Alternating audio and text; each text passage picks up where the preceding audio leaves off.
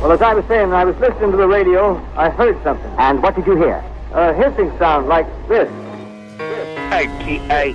Hey, D.A., let me aboard that mothership. Permission to board that mothership, sir. Well, you know I had to slide through the intergalactic swag party. D.A., man, beam me up. What's going on, my brother from another mother? Beam me up. You guys are the best. You guys make it Permission to board that mothership. Mothership has connected. And you the man, D.A.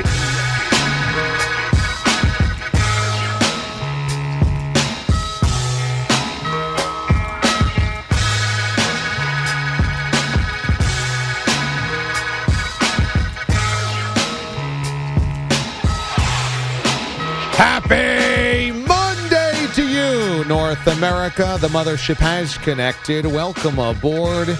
It's the nightly 4-hour interplanetary all-nighter. DA with you from the ever-expanding CBS Sports Radio studios in New York City, broadcasting to more than 165 radio stations nationwide and north of the border. Anchorage to Atlanta, Indianapolis to Topeka, Kalamazoo and Waterloo. We are on the air. They listening, D.A. Everything we saying, D.A. Everything. How's everybody doing the day after? What a game it was last night. What drama we had in the Super Bowl. And Deflategate is finally deflated because the game is over and thus the season is over. And so a lot to get into tonight here on the DA Show. Albert Breer, NFL Insider, is going to join us from the NFL Network a little bit later on in the program. Ross Tucker's also going to join us here on the DA Show, NFL Insider as well. We'll talk to him. We want to get to as many of your phone calls as possible because whether you're celebrating or commiserating, we want to hear from you. So, how'd you feel about the final play called by the Seahawks? How'd you feel about the Legion of Boom? How'd you feel about Tom Brady? How'd you feel about the Patriots and Belichick responding after 2 weeks of controversy and criticism, etc.? So much. Here's your phone number, 855-212-4CBS. 855-212-4227. On Twitter, DA on CBS. Well, let's begin where else? With last night's game and, of course, the final play call by the Seattle Seahawks, which led to the interception. It's where we begin. It's your cold open. Russell Wilson extends the hands he has. Wilson, quick throw. And it's intercepted. Intercepted by Malcolm Butler. Butler has it at the one. Malcolm Butler stepped in front of the throw. No way. And the Patriots have possession with 20 seconds to go in Super Bowl 49 with a 4-point lead over the Seahawks. It's got to be one of the dumbest calls offensively in Super Bowl history. Russell looks, throws inside. Oh, my God, it's picked off at the goal line. It's picked off by Butler. Intended for Lockett at the goal line. Oh, my word, with 20 seconds left. I told those guys that's my fault totally. Because everybody just, why don't you just run it? You know, just, that's a real good thought. But we had plenty of time to win a game. And we would have, in our minds, we would have thought we'd done it on 3rd and 4th down. And that's how we were playing for 3rd and 4th down.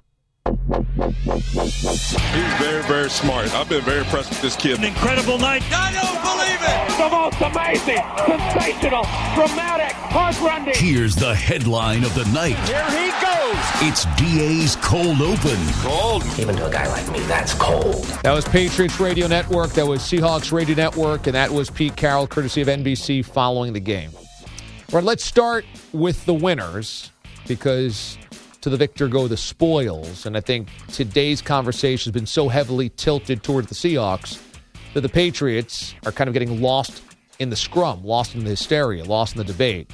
And number one, let's give Belichick and Brady the appropriate props. This is an organization that's there just about every year, 4 straight AFC championship games, a 6th Super Bowl, this time finally closing it and winning it, first time in a decade.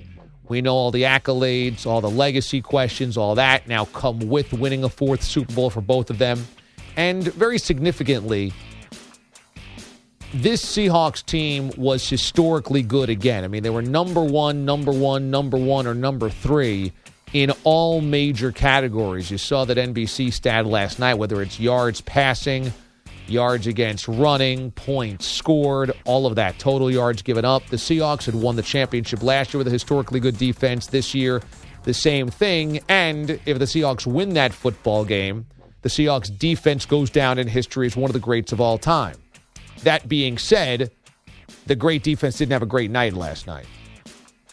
You can't be considered the 85 Bears, the 2000 Ravens, any of the Steelers, Steel Curtain. You cannot be in that conversation because last night you were given a 10-point lead in the fourth quarter of the Super Bowl.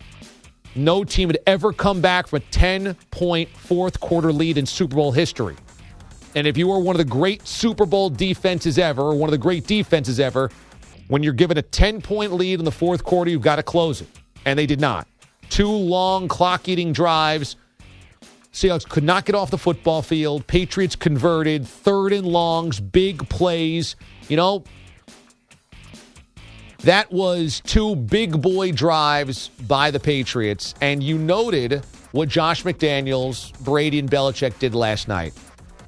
Unlike their loss to the Giants in 2007, and to a lesser degree their loss to the Giants in 2011, the Patriots were not going to go deep.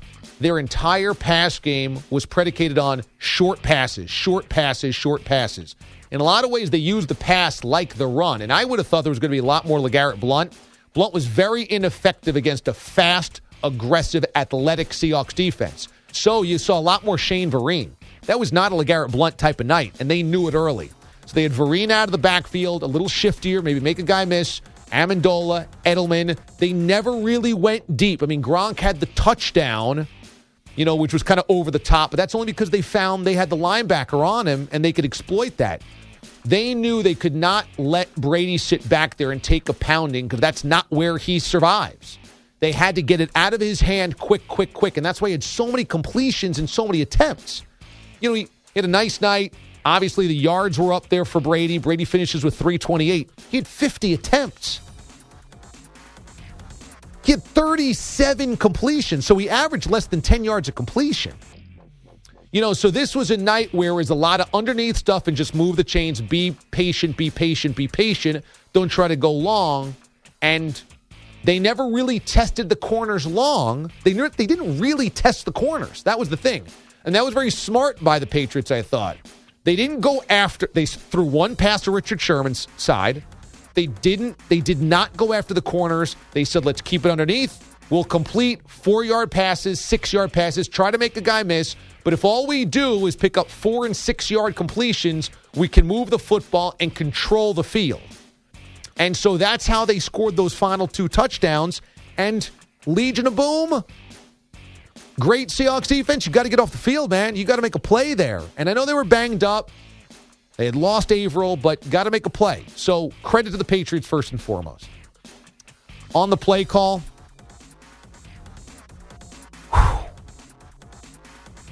I thought about this a lot because you know me, I don't like to just simply jump to conclusions just like everybody else. You know, you like to take some time, digest it, think about it. That's the single worst play call in NFL history. When all is said and done and the dust clears and you really look at it, because that one play takes you from winning a Super Bowl to losing a Super Bowl. It's not a regular season game. It's not a call that happens in the first quarter of the Super Bowl. It's not a call that happens in the fourth quarter of the AFC Championship game or the NFC Championship. That decides your champion. That decides your Super Bowl. And if you hand off to Marshawn Lynch or you quarterback sneak Russell Wilson, the odds are you're getting in. And if you're not, you call a timeout, and then, okay, you have a decision to make whether you want to run again or you want to pass. But that's the only play call that could have lost the Super Bowl at that moment. Because you can run Marshawn Lynch and lose 3 yards. You can run Russell Wilson and lose 3 yards. But you can't turn the football over there unless the Patriots make a spectacular play and force a fumble. The only way, even a fade pattern back of the end zone. You know, every other play essentially gives you life. That's the one play call, a quick throw into the heart of the defense, the teeth of the defense, on a quick slant where it's all timing and you have Russell Wilson has a half second to make the read and make the throw. It's the only play call that you can lose the Super Bowl on when you're at the 1-yard line on second down. So because of that, you can have no worse play call. And it's not that you have a bunch of Scribinis in your backfield or Marshawn Lynch had a concussion and went to the sideline of the locker room. Marshawn Lynch had just ripped off a 4-yard run the previous play. Marshawn Lynch had hammered and lunged and fought and battled for a yard each and every carry that night. And you went down without giving it to the best goal line back, arguably, in the NFL. And when you think about this, history is so different because I thought that Belichick should have absolutely called a timeout there after the Marshawn Lynch first down. Because they let that clock soak and soak and soak and soak. Had the Seahawks punched it in on second down, the Patriots, it was over. They could not have come back and scored the field goal to tie or a touchdown to win in the less than 20 seconds they would have had. Had the Patriots called a timeout right after Marshawn Lynch was stopped, maybe the next play is a touchdown and you get the football back with 45 seconds to play, something like that. In this case, the game was over. The Patriots could not have done anything following that. So it's the worst play call ever because you have the best back. At that, you have 1 yard to go, and you have the Super Bowl in your hands. If I were to make an argument for the Seahawks and Darrell Bevell and Pete Carroll and Russell Wilson there, this would be my argument, is that by being gutsy and going after kind of the big play, they put themselves into the end zone at the end of the second quarter, at the end of the half, when conventional wisdom says just kick the field goal. Right? Myself, along with I'm sure a lot of people in America, said you got one play left probably, kick the field goal, go into the half. Patriots had outplayed you to that point. You're down 14-10. You're going to get the football back. But instead, they were gutsy, and they went after it, and they scored the touchdown with 2 seconds to play to Chris Matthews in the first half. And there's a little live by the sword, die by the sword here. Because the Seahawks did something unconventional and aggressive, throwing into the end zone late in the half. Was great for them in the first half, burned them at the end of the game. That being said, every situation has to take on a different meaning. And what you do at the end of the first half, you can recover from. Calling the slant on that play with 20 seconds to go on second down loses you the Super Bowl. You cannot recover. That's it. And that's, again, the only play that loses you a Super Bowl in that moment. I couldn't believe it. I couldn't believe it when I saw they were going back to pass. But you want to throw a fade, back corner of the end zone. You say, look, you throw it where your guy can get it. If it's Chris Matthews, whoever, you got a height advantage, throw it. And if it's incomplete, it's incomplete, but it will not be picked off. The only way you lose that game is by that play.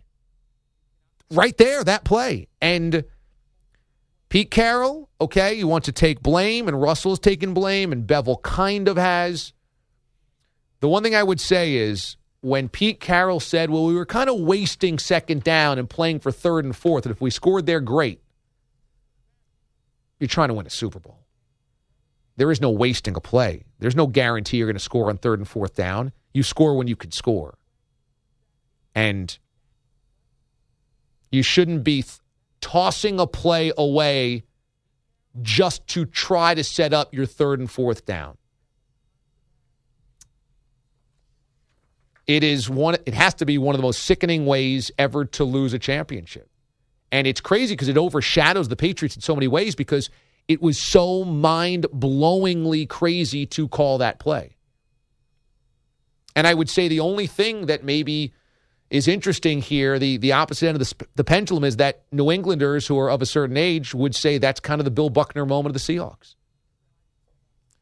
But that came from a coach. That's not a player botching the play. That comes from the higher-ups. That comes from the coach. And in that case, there's no explanation, there's no validation, there's nothing you can say that can make you feel better about calling that play right there. What are the percentage odds that Marshawn Lynch punches it in from 1 yard out on second and goal when you have all the momentum after a magical catch by Curse. You had ripped off the 4-yarder before that, and the Patriots are obviously gassing on their heels. 80%? 85%? 90%? What are the odds that just a nudge forward with Russell Wilson is going to get it across the goal line? I mean, let's just say it right now. It's second and goal, and you know you've got a timeout. You've only got one. You've got a timeout. If I gave it to Marshawn Lynch once and then Russell Wilson a second time on the quarterback sneak, and I had the timeout, the odds that one of those works, that after those 2 downs, I'm in, pretty good. You'd have to think pretty good, way better than throwing that football there. And I know I'm belaboring a point, but this goes down in history as maybe, I don't know, one of the top 5 biggest plays in NFL history. I mean, it decides a Super Bowl. It's a coaching decision that decides a Super Bowl at that moment. Seahawks say they got the look they wanted. Patriots were in goal line defense. They had 3 split wide. I would argue you've got 20 seconds left. Why are you splitting 3 wide? You've got Marshawn Lynch. And I would also say if your plan there is to throw at some point, right? If you're the Seahawks and you're down in the 5 after the cursed magical play, if you're going to throw once, then you've got to move up your tempo after Marshawn Lynch gets tackled at the 1. You can't then let 30 seconds get off the clock because you've only got the 1 timeout. So what you do then is, okay, we're gonna throw a pass at some point in time here, but we want to give ourselves 2 runs. Then Marshawn Lynch is tackled with about 50 seconds to play. We are getting up to the line. We're running another play at about 40 seconds or 35 seconds so that if that stop timeout, we have an option there. But to let it drag all the way down, drain all the way down, and then knowing, well, this is kind of a throwaway play. If you're going to let it go down to 20 seconds, you can't have a throwaway play there. Incomprehensible decision.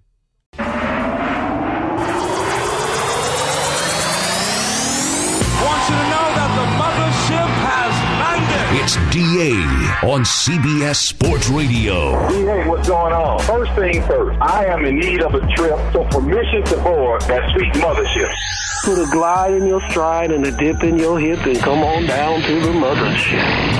DA, greetings from Canada. Permission to board. How's it going, DA? Permission to board that big old mother thing. What's up, my brother? I'm doing good. It's been a while since I called, but I want permission to come aboard the mothership. Asking permission to join a sports talk spaceship? Well, we're all a little crazy.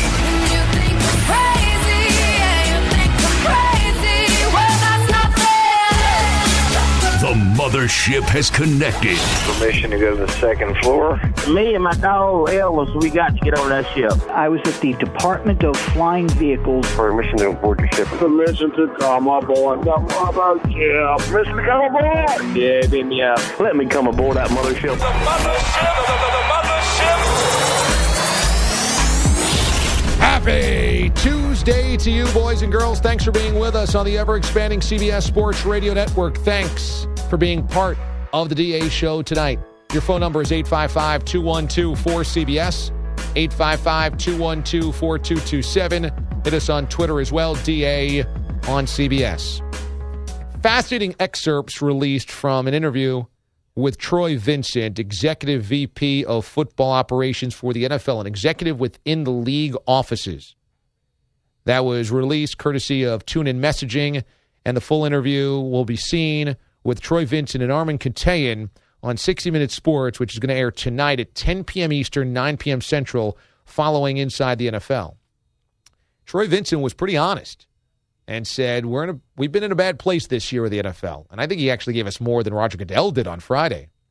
But where do we stand on Deflategate in this investigation? Joining us here on the DA show is Armen Keteyian to shed some light of the situation. We love having him here on the show. Armen, how are you? Damon, how are you doing? Man, I'm doing great. Thank you so much for the time. And no problem. As I mentioned, some fascinating excerpts that we got earlier today, so I can't wait to see the full interview. But did you feel like Troy Vincent was a little bit more kind of honest? Forthright and honest than Goodell was on Friday? Oh, absolutely. I mean, I interviewed him for an hour, And during the course of it, I'm thinking this is kind of like the anti-Roger Goodell. He's honest, and he's saying things, frankly, I haven't heard from any league executive in a long time. So, yeah, it's one of those interviews where you don't really know what you're going to get when you go in, but when you walk out of it, you're like, wow, this was really good. So what we thought was about a 5 or 6 minute piece to top the show for 60 Sports turns into an entire piece, which is about 13 and a half minutes long to open the show tonight. And it's, it's all interview, which is one of the beautiful parts of 60 is that, if you kind of know what you're doing and you get the right notes and you find the right person across from you, it kind of can turn into some magic. And I think that's what it did tonight. So with Troy Vincent, he was kind of part of the national conversation last week because early in the week he had said, or 2 weeks ago, that the Deflategate investigation was going to get wrapped up in about 2 to 3 days. That would have been week 1 before Super Bowl week, and obviously never got there. Did you end up following up with him on that timeline, which clearly was incorrect? I didn't. What I did ask about was, how did the league first learn that the balls may have been deflated? And kind of surprising to me, he answered all these questions, given the fact that it's still under investigation. And he said, that it was the general manager of the Colts, Ryan Grissom, that in the second quarter of the game against the Patriots, that raised questions about one ball that had found their way to the Colts sidelines after, I believe it would have been the Daquan Jackson interception of Tom Brady. The equipment manager felt the ball, felt it was suspicious, and made a call to the booth where Ryan was, and that then tipped the scales towards Mike Kensel, who is a guy from the league who is in control of games like this, and that's where the balls were then checked at halftime. So it's the first time that a league official has ever really confirmed that it was Ryan that blew the whistle on the Patriots for Deflategate. For Troy Vincent, since he wasn't guarded, did you feel like he had not quite maybe gotten the heads up from Goodell to be guarded, or is that just naturally who he is? What a good question. Yeah, you know how the league is. So it's the most sophisticated PR machine in the world. But I've felt like for the last year that they have been a bit off their game. They're just not as proactive. They're much more reactive to things.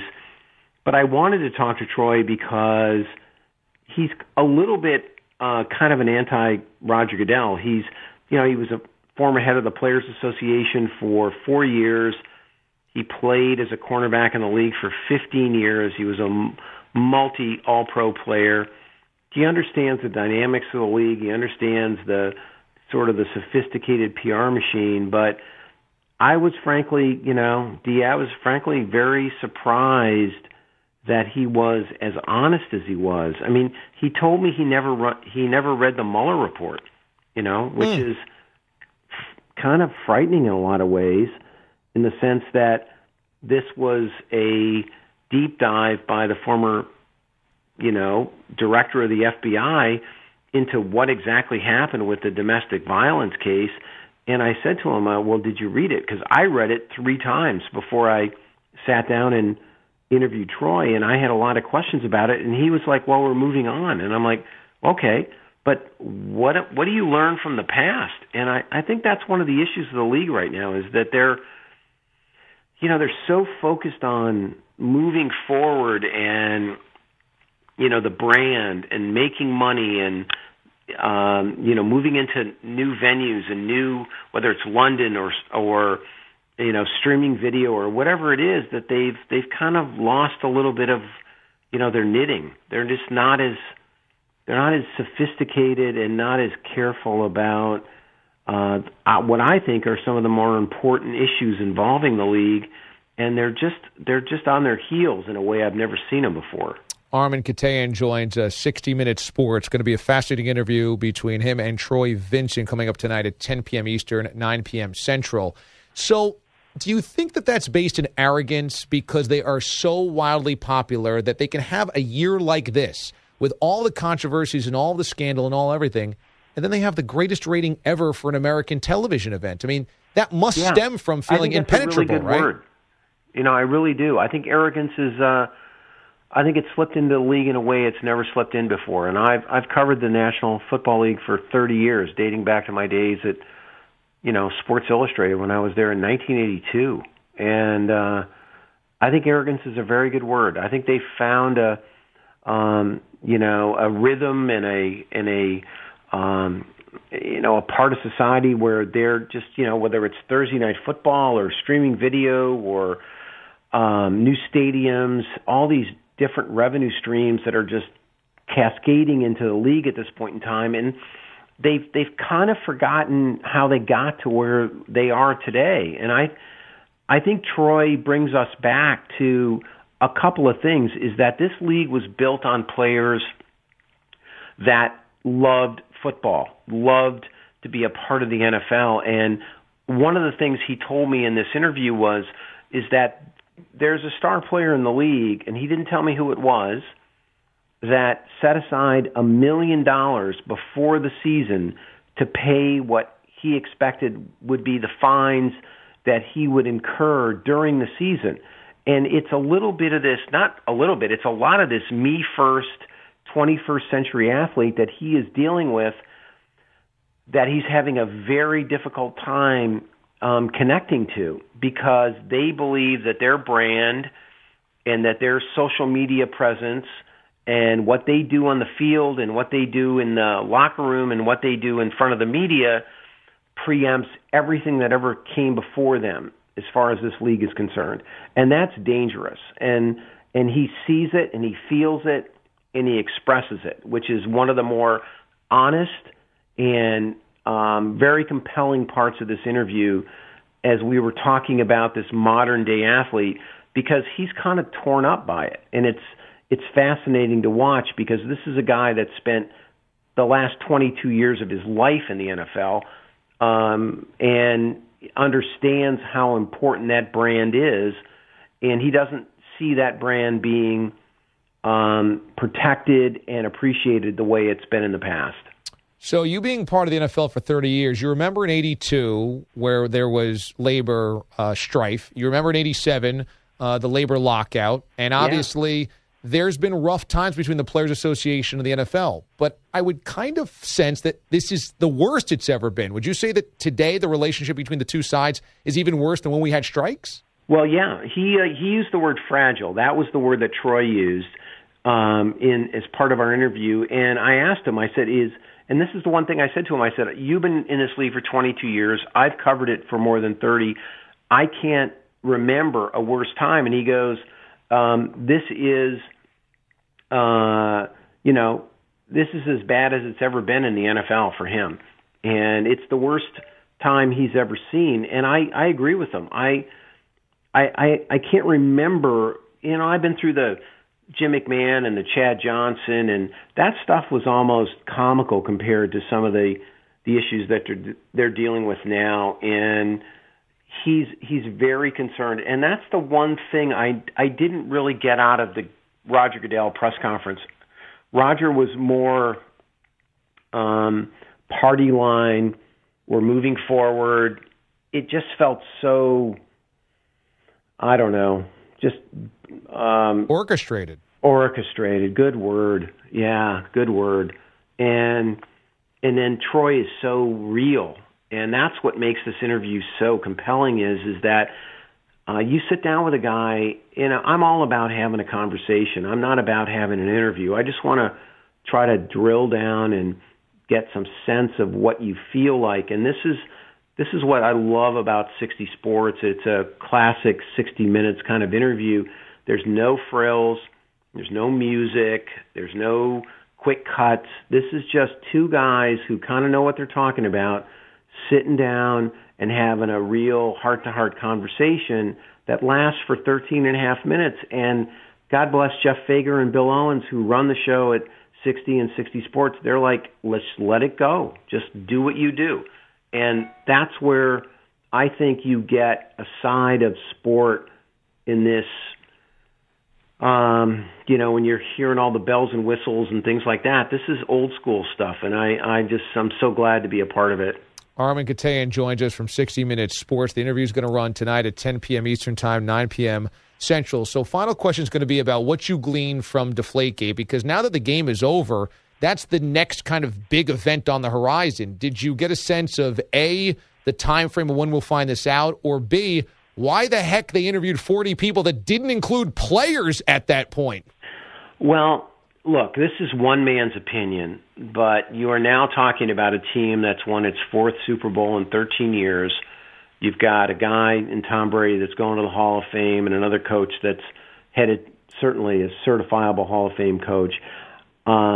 If you're watching how the tea leaves are being read and where the leaks are, it's suddenly a different kind of story. It's not maybe 11 out of 12 that were 2+. Now it's maybe one that was over 2 and some others that were, ounces less. Personally, I think the league would like this to go away in a very quiet manner. Robert Kraft came out very strong against the league. And in the end, at this point in time, we could end up with them saying the Patriots had overinflated these balls. I mean, I think that's where you might ultimately be headed, because there's no definitive answers here. And what I'm hearing and what I'm seeing is there's no smoking gun. So let's move on. And why don't we they've had enough problems. Why do we need to deal with this? Wow. If that is the ending on this story, I mean, it would be so NFL 2014, 2015. Yeah. It would be the perfect exclamation point. Let's have this incredible bomb that goes off, but in the end, it's really not a bomb. It's just another thing that the media talks about for 3 weeks, and it turns out that I think actually, I think the Mueller report, which we deal with in a large degree tonight in this story, is a much more damning document than anything they're going to come up with in Deflategate. Because if you read that report as I have very, very carefully, it's just so damning in so many ways to the league, their investigative nature, and what the Ravens did or didn't do regarding their attempts to inform the league as to what they knew when they knew it. And, they never got fined, and everybody's pointing fingers at the Patriots. But I think if you read that report as I did, you could point a lot of fingers at the Ravens and saying, why didn't they tell the league what they knew? And early on, they knew a great deal about what happened in that elevator with Ray Rice and his fiancée, and they never informed the league. Well, then I got a final follow-up for you then, because we all kind of felt as though the Mueller report let the NFL off scot-free. Oh, no way, man. If there is so much damning stuff in there, what did we miss as a society? Because everyone just feels like this was, the company party that was employed by the NFL. No. Well, I thought that going in, but when I read it, first of all, here's a couple of things. One is their lead investigator for the Mueller report, and this is a guy who was the chief of detective in Paterson, New Jersey. He did nothing for 3 months except read the local reports, both in the newspapers and on television, and report back to the league. That's one. So that's Keystone Cops kind of investigative stuff. Number two, the Ravens were well aware by the end of February what had happened inside that elevator, because the lead detective from the Atlantic City Police Department read to the security officer, the chief security officer for the Ravens, exactly what happened in an elevator between Ray Rice and his fiancée. So the Ravens knew. And then by April 1st, Ray Rice's attorney, Mr. Diamondstein, had a copy of that video inside that elevator, but never once did the Ravens ever inform the league, according to Robert Mueller, what they knew about what happened in an elevator before Roger Goodell made his decision. So, and never did the chief investigator for the league ever ask the Ravens what they knew about what happened. So Roger Goodell, and I believe that the league was trying to get to the bottom of this in many ways, they were never informed by the Ravens, but you're going to point fingers at the Patriots for cheating when you're talking about integrity in the league, when the Ravens knew certainly by the end of February exactly what happened, and certainly they had a copy could have access to the video by April 1st before Roger Goodell ever made a decision. The Ravens never said anything, and they didn't get fined? Are you kidding me? That's not some part of how this league operates. So when you start to point fingers in the directions of the Patriots, just think back to about, if you read that report as I did very carefully, what the Ravens were holding back from the league, and the league never asking them, or their lead investigator never asking them. To me, I'm just reading that going, you've got to be kidding me. So this is where, some of this stuff gets lost in translation. But if you do the reporting and you understand exactly what was going on, I don't know how the Ravens were never fined by the league, because they held back information from Roger Goodell that would have made a very big difference in how he would have handled the Ray Rice investigation. Well, I guess therein lies the problem, because there were no ramifications. The Mueller report comes out, and Roger Goodell isn't punished, and the Ravens aren't punished, and there's no kind of reformation in the NFL. So then people think that the Mueller report was just hollow. Right. But if you read it, you're trying to understand how it is that the Ravens could have gotten off scot-free.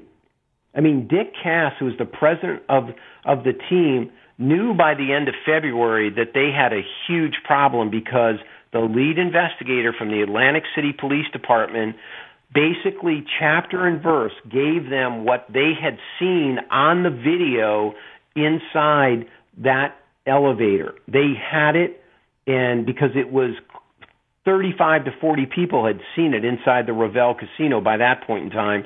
And then, after Ray gets indicted, his attorney gets a copy of the video on April 1st. But nobody from the NFL, including their lead investigator, ever asks the Ravens for, do you have a copy of the video? How is that possible? And then, on top of that, the Ravens never say to the NFL, oh, by the way, Ray Rice's attorney has a copy of it, and oh, by the way, the head of our security department has had a very come-to-Jesus conversation with the lead investigator, and Ray knocked this girl out in the elevator. That never gets to the league. So you're telling me that the Ravens shouldn't have been fined? So then I go, well, what's the relationship between Steve Bisciotti and Roger Goodell? And that's where this stuff gets very interesting. Raise the face of the franchise. They're trying to protect the franchise. Steve is, certainly politicking to protect the team, and who knows what's being said. And this is the kind of stuff that, if you don't really have some sort of history with how the league operates, and you don't take the time to read 168 pages 4 or 5 times, you don't understand things. And that's where things start to disconnect for me. So when you're going to point fingers in the direction of the Patriots, and I'm not saying whether they did it or didn't do it, but if there's some equal ground here, I'm having a hard time understanding why the Ravens weren't fined for what they did. Wow, fascinating stuff. So Armen Keteyian's interview with Troy Vincent, executive with the NFL, is going to air tonight on 60 Minutes Sports on Showtime. It's going to be 10 p.m. Eastern, 9 p.m. Central. And then is it going to re-air for West Coast audiences? Yeah, this thing airs all month long, 9 different times. I haven't quite figured out, DA, exactly when it airs. I just know it airs at 10 o'clock tonight on the East Coast, which, trust me, given the day I had today, I'm just glad it got on the air. So it's a good day. So there's a lot of interference being run on you? Well, no, not at all. It's just I interviewed Troy on Friday afternoon in Phoenix, and when you put together 13 and a half minutes of television in about 48 hours, it has a tendency to stress every part of your body. Yeah. I could imagine. Armen, it's okay. This is a fun thing, but I don't want to do this too many times. But it turned out great. I'm very, very, very proud of it. Yeah, can't wait to see it. Sounds amazing. 60 Minutes Sports is going to air tonight on Showtime at 10 p.m. Eastern and 9 p.m. Central. You can also follow Armen on Twitter at Armen Keteyian, and also check out his New York Times bestseller book, The System About College Football. Armen, we love having you here on the show, man. Thank you so much. All right, DA. Thanks a lot, man. You Appreciate got it. Armen Keteyian joining us here on the DA show. That ran long, but that was amazing. That was absolutely, if you were an NFL fan and you were emotionally wrapped up in the Ray Rice case, or curious about the Mueller report, or curious about Deflategate, or curious about how the NFL works, that's as good as it gets. Because Armen is so tapped in. He's one of the great investigative reporters of our generation, of this era. And he reads the Mueller report 3 times over. You know the guy's a stickler for details, and he's hitting it on the head right there. I mean, look, no matter what we think about Deflategate, you've got an NFL investigating in Deflategate far more than it investigated domestic violence in Ray Rice. And you've got this big kind of craziness that's going on with the NFL where they look at how many flaws were in that investigation, how many flaws were in the NFL side, the Ravens side, the relationship with Goodell and the players, the relationship of Goodell and the owners. I mean, it's all there. I'm telling you, look, the NFL has been my favorite sport since the time I was 7 years old. The more I learn about this league, the less I like it. And I still really appreciate the players and the coaches and the games themselves. But when you start understanding the dirty politics behind the NFL and Goodell and the owners and what they pull over and their arrogance and all that stuff, you start going, how can I root for that league? Want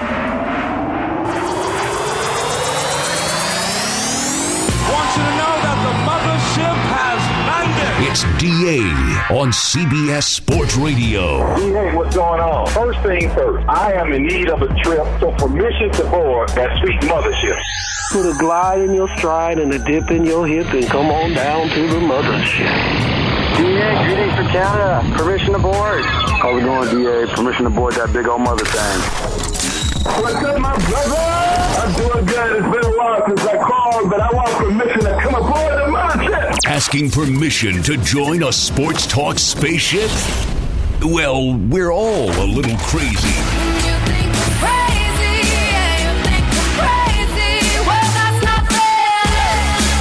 The mothership has connected. Permission to go to the second floor. Me and my dog Elvis, we got to get over that ship. I was at the Department of Flying Vehicles. Permission to board your ship. Permission to come aboard the mothership. Permission to come aboard. Yeah, beat me up. Let me come aboard that mothership. The mothership.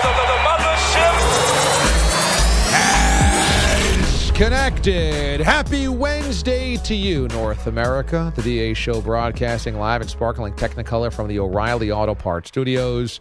O'Reilly Auto Parts. Better parts, better prices every day. Here's your phone number. We've been talking about the Johnny Manziel situation. Checked into rehab earlier this week. Just how startling is that? How severe is that? Is that already the beginning of the end for Johnny Manziel? I personally was kind of blown away by this. I really was. And I don't know. Maybe it's simply because even though we all knew he was partying, we just never see athletes, rarely if ever, especially notable ones, check into rehab. Happens in Hollywood all the time. But, I mean, it's a very short list, at least the NFL. We were trying to come up with some guys during the break. Kerry Collins dealt with alcoholism. But he was well into his career. Brett Favre dealt with the Vicodin issue, again, in the middle of his kind of MVP run there of 3 straight and then going to Super Bowls. Rarely, though, do you see a guy within a year in the league already kind of hitting this type of wall, hitting this type of hurdle in his life. I mean, this is, to me, it's a huge deal. 855-212-4 CBS, 855-212-4227. On Twitter, DA on CBS. Let's bring you a champ, and let's bring you a chump. Only one letter separates them, but they're galaxies apart. One is a true winner. One is a pathetic loser. This is DA's Champ or Chump. Your champ on the night is the Auburn Tigers, because it appears hiring a new defensive coordinator is already paying off some major dividends. Byron Cowart was the number one pick, or the number one recruit of the nation, and he chooses Auburn today on National Signing Day. Dude is a pass rusher extraordinaire, and many are saying that point to Will Muschamp. He's the new defensive coordinator there, and of course, Auburn has had a nice offense over the last couple of seasons, and Gus Malzahn got them to a national championship game, and then we saw how big the Iron Bowl was this year yet again, the miraculous run 2 years ago, but the defense was shoddy. The defense was a problem. Now, Will Muschamp was run out of town in Gainesville because that Gators team was just not very good. And they don't expect to lose the way that they lost the last couple of seasons within the Gators program. So Muschamp clearly was not good enough to be a head coach, but his defensive acumen is kind of unquestioned. So he takes over the Auburn job and already is landing the number one recruit in the country. Now, Cowart himself actually said that Muschamp might not have played the biggest role. He said he played a little bit of a role, but not necessarily that much. So who knows? Maybe he's being coy there. Maybe it wasn't that big a deal. But either way, Auburn's got to feel good, because in an SEC, in the SEC West specifically, we are dealing with Alabama, the rise of Mississippi State, the rise of Ole Miss, what should be the rise of Arkansas even more. You've got a team, obviously, and A&M's out there, and Texas A&M's been pretty damn good. You've got a program in Auburn that needs to keep up with the Joneses, and it's an arms race, obviously. And just to win that side of the SEC is a significant accomplishment. And so landing Muschamp and then the number one recruit of the nation, not too shabby. They're your champs. That's DA's Champ.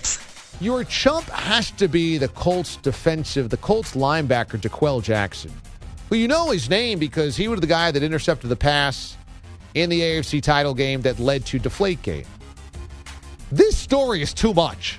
This story is really too much. DeQuell Jackson was arrested Tuesday for simple assault. What happened? He had an altercation with a pizza delivery guy. Wait, how does this happen? Jose Bonilla Fuentes, a 41-year-old pizza delivery man in Washington, D.C., apparently was trying to park in a spot that DeQuell Jackson had deemed his spot. Officers responded right around dinner time at about 8 p.m.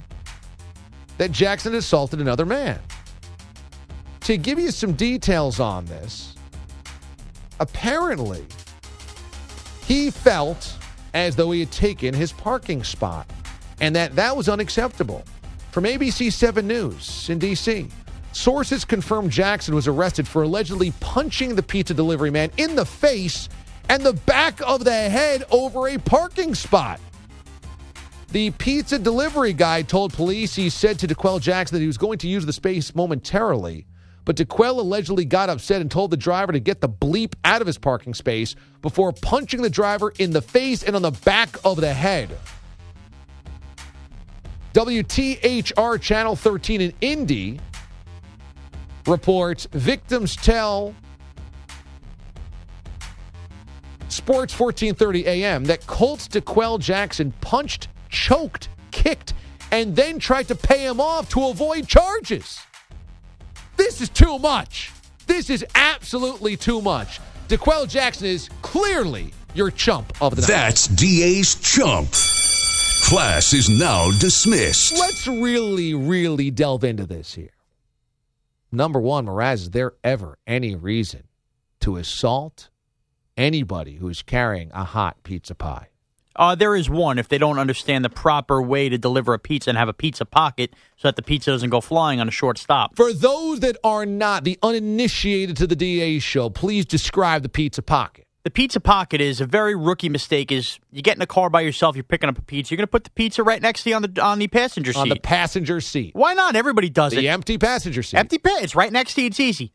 Dumb move. Dumb move. Moment you stop short, guess what happens? Pizza slides off. Cheese is everywhere. Cheese is everywhere. You bring it home, guess what? You don't have as good a pizza. So what you need to do... Sloppy pizza is always bad. The cheese running off the side, that's a bad pizza. It's a bad job. So what you want to do is you want to take that passenger seat, you want to grab that little bar underneath and crank that seat as far back as possible. As far back as possible. As far back as possible. Towards the back seat. Towards the back. And you want to put that pizza in the back seat behind that seat that's pushed back. And this way, it's in a pocket back there. It's a pizza pocket. It's a pizza pocket. So if you stop short, it's going to hit that back seat. There's no way of sliding. If you just push the front seat all the way forward and hope that it would stop against the dash, well, you still have that gap underneath the dash and where the passenger would put his feet, where the pizza could fall. You don't want that pizza to go flying. Sliding pizza is not good. No, it's not. If you've ever tried to fix sloppy cheese that spilled off a pizza with a fork or whatever, it's never good. No, it's a disaster. It's a waste. You wasted $9.99 on a large pie. So you're saying the pizza pocket is you put the pizza unattended, unguarded in the back seat behind the passenger seat. You might be scared because nobody's there to attend it. But don't have a worry because as long as you push that seat back, the pizza pocket will protect.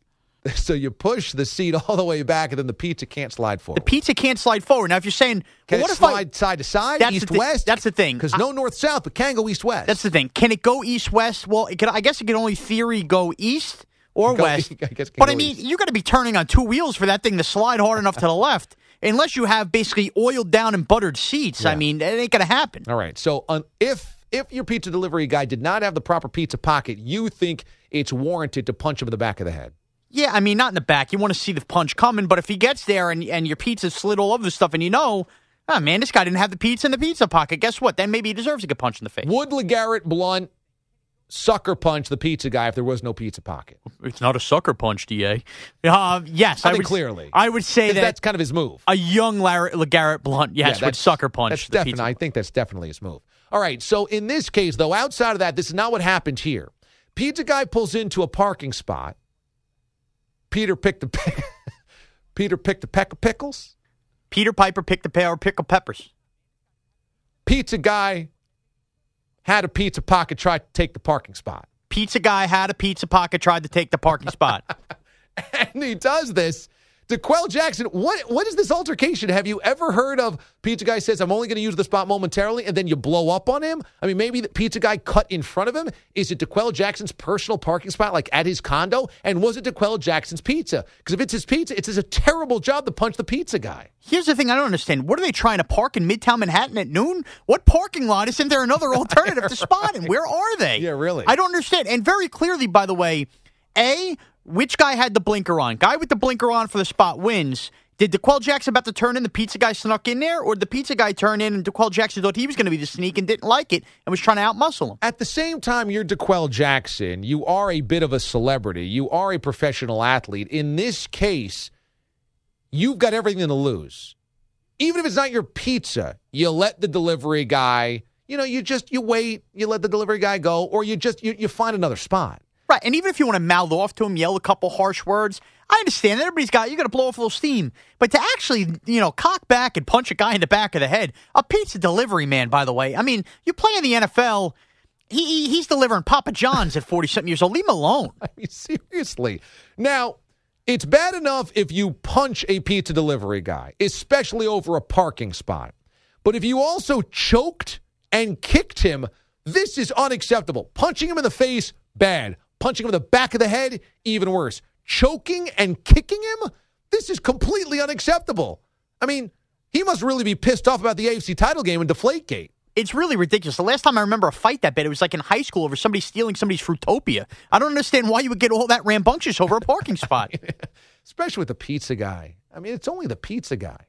And then, if he did all this and then tried to pay him off, worst move ever. What, he just whoop out the wad of cash and go, listen, I do play in the NFL. You give the guy all the ammo there. Exactly. At that point, you have lost every battle and the war. Here's my question. Did the pizza survive and did it make it to point B? We don't know that ending of the story. Which is really the real shame here in the tragedy. That ABC 7 News in Washington, D.C. and Sports 1430 and WTHR in Indianapolis, that nobody has reported whether the pizza survived. And here's the thing. That pizza man might have not used the pizza pocket, delivers a cheese slid pizza, and guess what? Blames DeQuell Jackson, said, I got punched in the head while carrying this pizza. Maybe. When actually not using a pizza pocket was probably to blame. Yeah, but at the same time, he's got a reasonable alibi there. I mean, if the pizza falls out of his hands because he gets punched and kicked in the back of the head by DeQuell Jackson, I mean, he's got a decent alibi. He does. He has a decent alibi, but we'll never know if that pizza was destroyed first. I don't like this move at all. I really don't. I don't. You know how hard delivery people work? I mean, there's always this fascination that at some point in time the delivery guy walks into like a Bridget Bardot situation where instead of always delivering to drunk guys or a bunch of stoners playing Xbox 360, that he delivers to a really lonely, older woman who just wants to seduce him and invites him in. And then there's some type of hanky-panky that goes on. Everybody has seen that porno, right? I mean, this is... Saw it this morning. I'm sorry, I did. I was laughing my butt off there. I was loving it so much. She's a bad girl, Dave. At 5 reviews. Oh. So everyone thinks that's the delivery guy's life, right? That's not the delivery guy's life. That is not. The delivery guy's life is way more boring and way more mundane and sucks way worse than that. Don't punch him in the face over a parking spot. Don't choke him out like it's MMA. Don't kick him in the back of the head like Anderson Silva. Don't do that. He doesn't deserve it. There's nothing that a pizza guy could do to deserve that. He's already delivering pizzas. Poor guy already. I'm not happy with this story.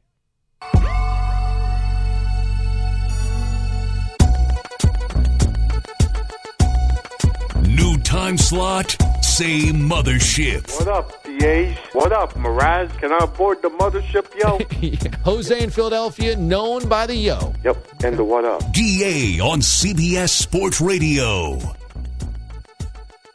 Sign up to be No Rewards member today. Start earning instantly. $5 back every $150 that you spend. Fast, easy, free, and only at O'Reilly Auto Parts. Better prices every day. See store for details. 855-212-4CBS. 855-212-4227 on Twitter. DA on CBS. Katy Perry, the hero of Sunday night. Forget Malcolm Butler. She saved us from a world of depressing commercials by getting a few dancing sharks and a giant mechanized lion. Good times. She's a bad girl, David. Well, she also got tattooed on the inside of her index finger the Roman numerals of the Super Bowl, XLIX. So she's remembering her epic performance at the Super Bowl. And Mraz, as we've talked about before, we all loved it here. The dancing sharks, the beach balls that were clearly very happy to be bouncing in front of Katy, the mechanized lion, her on the drone, the whole thing. It was a good deal. I may be living in the moment. I'll say best Super Bowl halftime performance in my lifetime. Now, that's an aggressive statement. Are you insane? That's an aggressive statement. All right, show me something better than winking beach balls and dancing sharks. Michael Jackson, you too, please. Yeah, and yeah. That's what I would say to that. Well, listen, that's not the point, but we'll agree to disagree. Yes and yes to that. But anyway, so she tweeted out this picture of her tattoo, and it looks fine. That she has a little tattoo on her finger. I don't know if you're into that type of stuff, but it looks fine to me. Does it look fine to you, CeeLo? Crystal Presti joining us here? I have no problem with it. I don't know what your boy Mraz is all hot and bothered about looks here. Fine to me. James Ward, looking at this picture, that looks fine, right? Looks totally fine. Uh-huh. And you're a big tattoo guy. You like this? I think the Roman numerals is a couple years ago, but the tattoo looks fine. It's a good spot. It's sharp. What would other people get tattoos of Roman numerals for if you didn't perform at the Super Bowl? I think a lot of people get it as like I was born in 1983, so they get the Roman numeral of the year. Oh, I did not know that. It's a very like hip girl type thing. Oh, that's a thing. Yeah. Is it always on the index finger? Or? No, like I think the index finger is like, all right, I'm Katy Perry. I never need to get a real job in my life. I can get a tattoo on my index finger. I think most people are a little, shoulder blade. Shoulder blade, seen shoulder blade, yeah. Shoulder blade, like ankle maybe. you guys are a little younger than me. Right now, the hip place for chicks to get tattoos, I would say like 20 years ago for guys, the barbed wire tattoo around the bicep. Very dated at this point. Yes. Now, it's little scripture or script wording vertical, either down the back of your neck or somewhere on your side, right? Like under your armpit. Right, like in between your rib cage and your armpit, very small, because it hurts a lot. Yeah. So, 3 inches. Okay, so that's the hip thing right now. James would know a lot better than Ward would know better than you. That's his area. Lepresti, okay, because I know you have a tramp stamp, right, Lepresti? Yeah.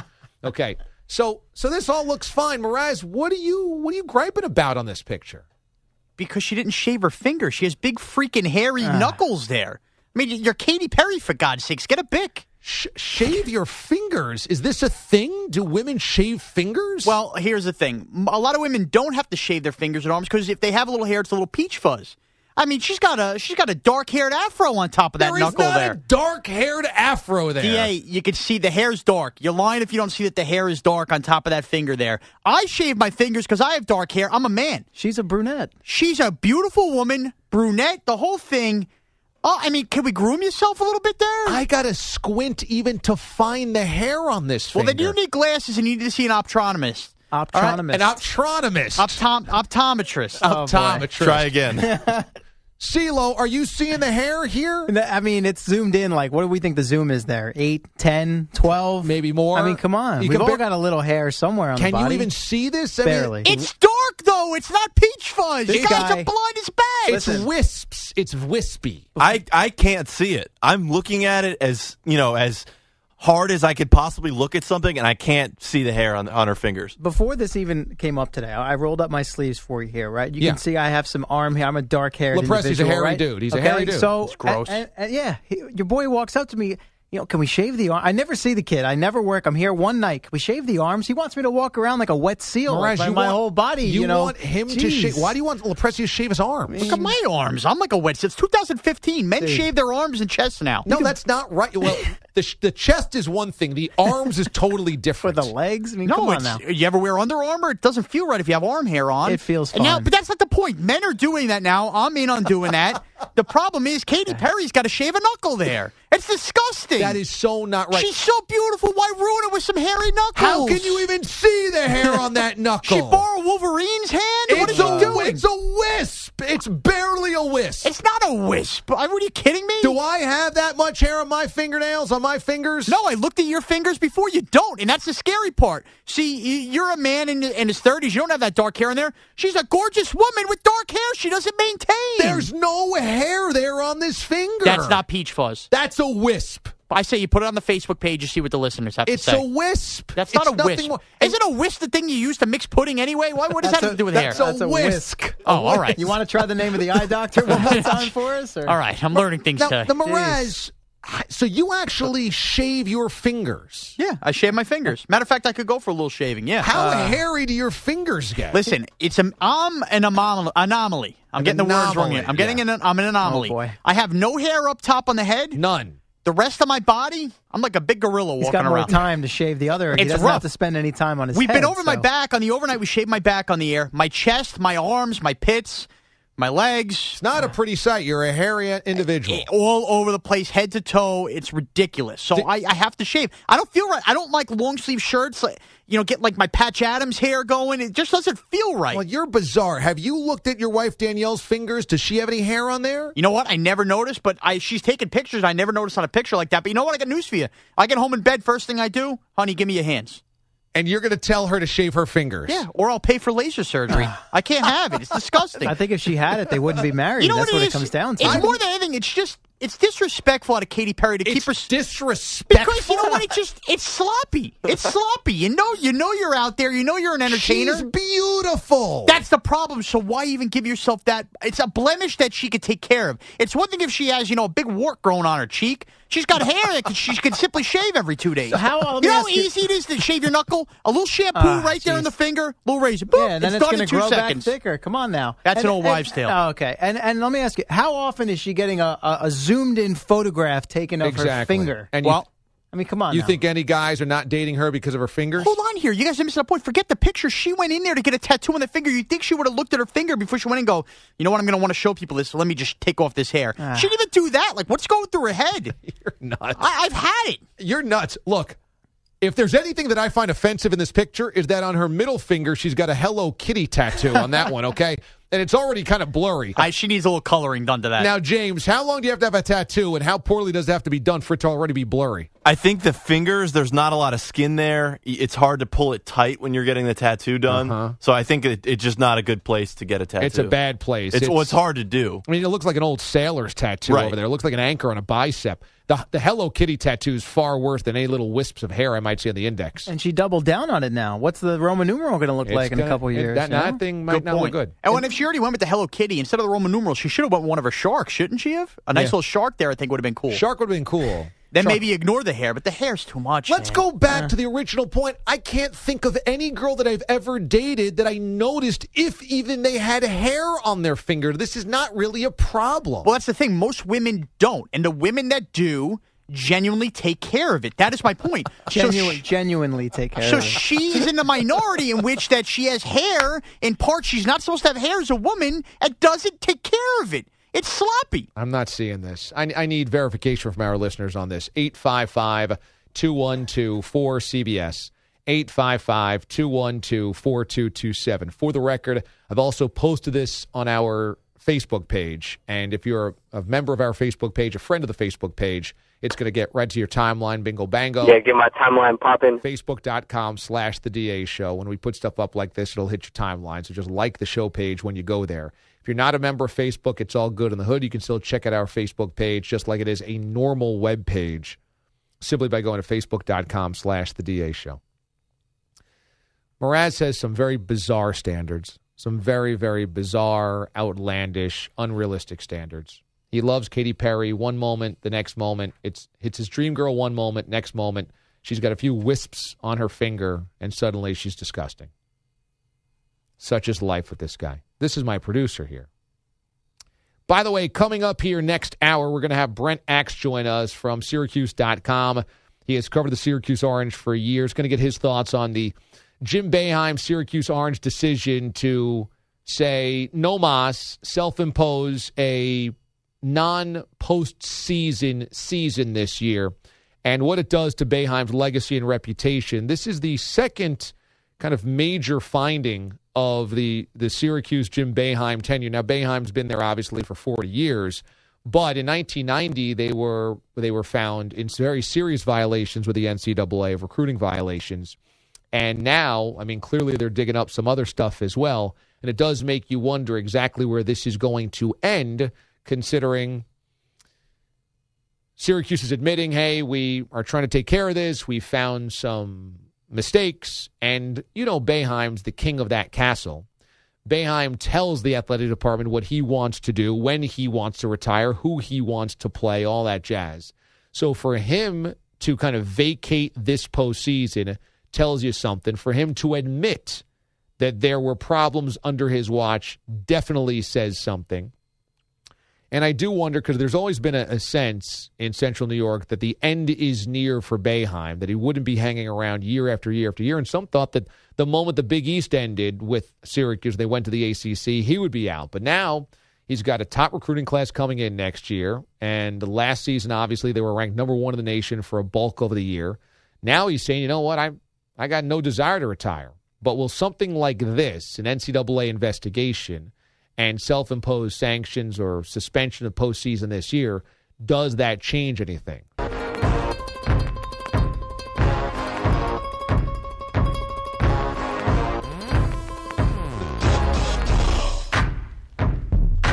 Voted Best Sports Talk Show by Intergalactic Illustrated for 12 light years in a row. I love you, DA. I love your show. You are the best host on radio. You're the big daddy of them all, man. DA on CBS Sports Radio. 21 minutes past the hour. Thanks for being with us. DA with you. Remember, full shows are podcastable simply by going to iTunes or SoundCloud. If you want to search them on either one of those two places, those platforms, The DA Show, CBS Sports. The DA Show, CBS Sports, and iTunes or SoundCloud. You can get full episodes right there after the show. But also, I tweet them out and put them on Facebook as well. So anywhere you go, you will get them following the show if you miss any part of the show or want to listen to them again. Mets Minor League Baseball Club, the Brooklyn Cyclones, on June the 24th will hold Saved by the Bell Night. When I wake up in the morning and the alarm gets out of warning, I don't think I'll ever make it on time. By the time I grab my books and I give myself a look, I'm at the corner just in time to see the bus fly by. It's alright, 'cause I'm saved by the bell. Of course, the show that starred Zach Morris, Mark Paul Gosselaar, as well as A.C. Slater, Kelly Kapowski, everybody, Jesse Spano, Lark Voorhees, as Lisa Turtle, Screech. I don't know if Screech's going to be invited.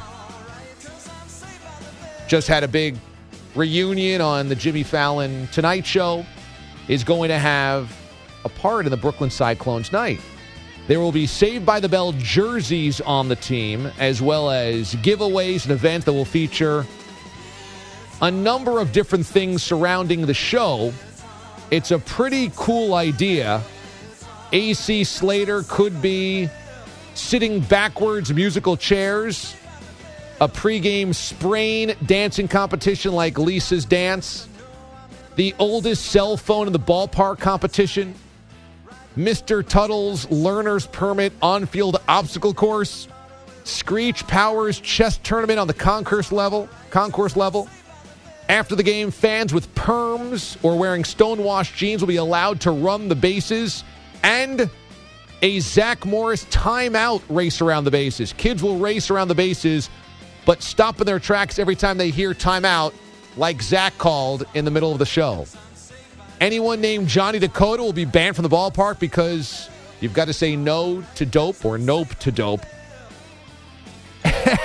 And the kiss cam will be complete with ooh sound effects, just like any kiss on camera was going to be with Saved by the Bell. So pills? You mean you really are taking drugs? I need them. Jesse, give me those. I need them, Zach. I have to sing. Jesse, you can't sing tonight. Yes, I can. I'm so excited. I'm so scared.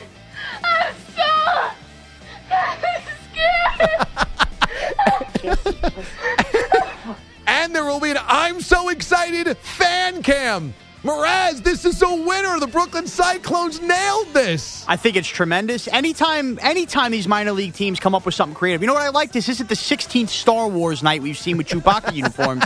It's something different and creative. I believe the Brooklyn Cyclones are the ones that did the Seinfeld night last year. They did. With the bobbleheads. That's creative. And you know what's great? Fits the CBS budget to shuttle us over the couple miles to Brooklyn to get there. June 24th, I think we got to go to Saved by the Bell night. It's a must-have. I think we'd have a good time. Nice little... Boy, I can only dream of the summer now, but that'd be nice. Schwartz would probably have the oldest cell phone in the ballpark. Well, there's no doubt. He's still got the flip phone. He hasn't even gotten to the razor yet. My baby daddy, Peter Schwartz. I love this idea. Steve-O, you on board with the Saved by the Bell night for the DA show? Big Saved by the Bell fan.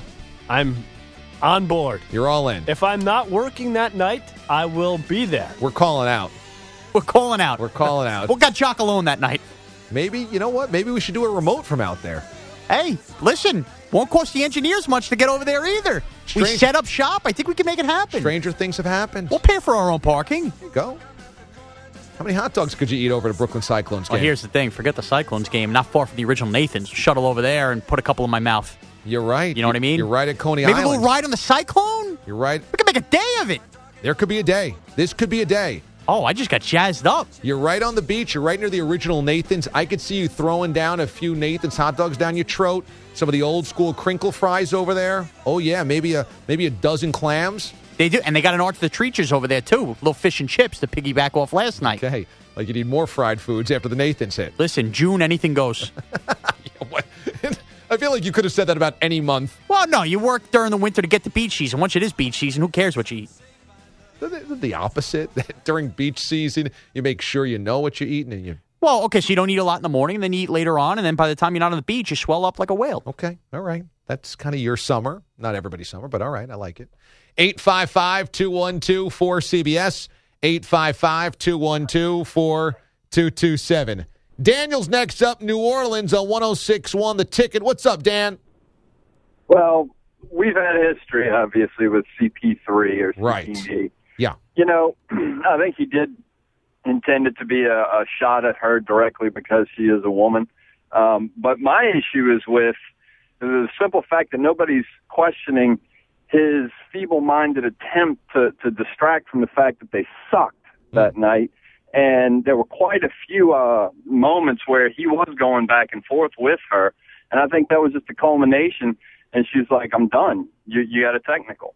You know, so I don't understand why anybody has any great regard for him. He hasn't gone any further in the playoffs with the Clippers than he did here. And it was supposed to be the unification of every great player on the West Coast that wasn't playing for the Lakers, and they were going to go to the championship, you know, and it hasn't happened. Now, let me ask you this, Dan. I find it interesting because Chris Paul has this incredible image across the country, right? He's the good guy, and he plays the Chris Paul commercials for the State Farm and all that. But clearly in New Orleans, I mean, it did not end well. What do Hornets fans / Pelicans fans feel about Chris Paul after that whole bit? We have zero respect for him. There's nothing that would satisfy me more than to see us eliminate them from the playoffs. It'd be a long shot right now, but I think we're growing into and coming into our own in a year or two. Is it because of how it ended, or simply because you think he's overrated, or maybe people don't know who the real Chris Paul is? I don't think anyone knows who the real Chris Paul is. When he was here, you know, his social efforts here were very lacking. I don't know that they're any different in L.A., but, you know, it's all about him and how the team works around him, regardless of any team he's on or ever will be on. It's all about how well he looks with the team around him, not how well the team plays, but how well he looks. So, you know, maybe it's sour grapes. Maybe obviously I've got some bias to it, but I'd rather have David West back than CP3. I would rather have David West back any day of the week. I think we'd do fantastic with him and Davis. So that's my piece. Oh, and by the way, I envision the Star Wars cantina every time somebody gets beamed up. So why don't you beam me up and let me see. Let me look around. There you go, Dan. Nice job. That's about how it is up here, yeah. The Star Wars cantina. A lot of ugly folks up here. Watch out for Han and Greedo. Got to wait to see who shoots first. Yeah, Chris Paul's an interesting case study because there's a guy that clearly has manipulated his public image to be very kind of clean-cut, good guy, friendly, Chris and Cliff Paul, the commercials, leader. You know, he looks clean-cut and well-spoken and, you know, kind of one of the Players Association leaders, all that stuff.